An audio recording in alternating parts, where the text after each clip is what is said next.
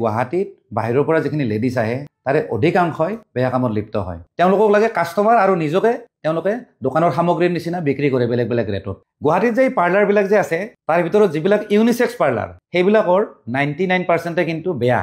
তাত অনৈতিক কাৰ্যকলাপ হৈ থাকে, তাতে বেয়া কামটো চলি থাকে। আৰু তাত যিবিলাক লেডিছে কাম কৰে সেই গোটেইবোৰ কিন্তু বিয়া হোৱা, কৰবাৰ পলাই আহিছে, কোনোবা মতাই এৰি দিছে, মানে সব ছেকেণ্ড হেণ্ড মাল। আৰু এইবিলাকে গুৱাহাটীত আহি ছোৱালীৰ নিচিনা থাকিব আৰু পাৰ্লাৰবিলাকত এই কামটো চলাই থাকে। গতিকে অসম আৰক্ষীয়ে যিটো ষ্টেপ লৈছে নহয় তাৰ কাৰণে তেওঁলোকক মই ধন্যবাদ জনাইছোঁ। আৰু আগন্তুক সময়ত যিমান হোটেল আছে, যিমান হোমষ্টে আছে চবতে ৰেড মাৰক, বিশেষকৈ ইউনিচেক্স পাৰ্লাৰবিলাক পুৰা ৰেড মাৰক।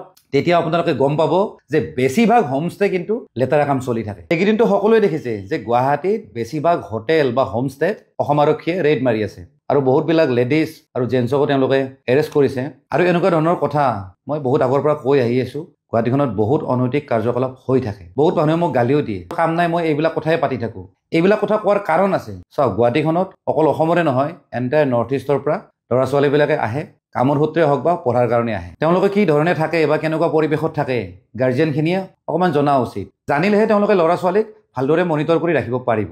অসম আৰক্ষীক মই এটা অনুৰোধ জনাওঁ দেই, আপোনালোকে যিমান হোমষ্টে আছে বা যিমান হোটেল আছে সময়ে সময়ে ৰেড মাৰক। তেতিয়া আপোনালোকে গম পাব যে বেছিভাগ হোমষ্টে কিন্তু লেতেৰা কাম চলি থাকে। আগতেও কৈছোঁ দেই, গুৱাহাটীত বাহিৰৰ পৰা যিখিনি লেডিজ আহে তাৰে অধিকাংশই বেয়া কামত লিপ্ত হয়। তেওঁলোকক লাগে কাষ্টমাৰ আৰু নিজকে তেওঁলোকে দোকানৰ সামগ্ৰীৰ নিচিনা বিক্ৰী কৰে বেলেগ বেলেগ ৰেটত। এইখিনিতে মই এটা কথা ক'ব খোজোঁ, গুৱাহাটীত যে পাৰ্লাৰবিলাক যে আছে তাৰ ভিতৰত যিবিলাক ইউনিচেক্স পাৰ্লাৰ সেইবিলাকৰ 99% কিন্তু বেয়া।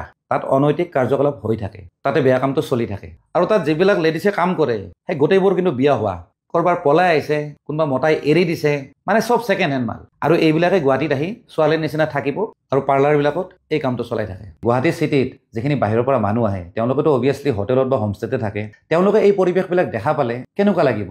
গতিকে অসম আৰক্ষীয়ে যিটো ষ্টেপ লৈছে নহয় তাৰ কাৰণে তেওঁলোকক মই ধন্যবাদ জনাইছোঁ। আৰু আগন্তুক সময়ত যিমান হোটেল আছে, যিমান হোমষ্টে আছে চবতে ৰেড মাৰক, বিশেষকৈ ইউনিচেক্স পাৰ্লাৰবিলাক পুৰা ৰেড মাৰক। মই ক'লোঁ 99% ইউনিচেক্স পাৰ্লাৰতে আপোনালোকে তথ্য পাই যাব তাত কি কি কাম চলে। ধন্যবাদ। জয় অসম।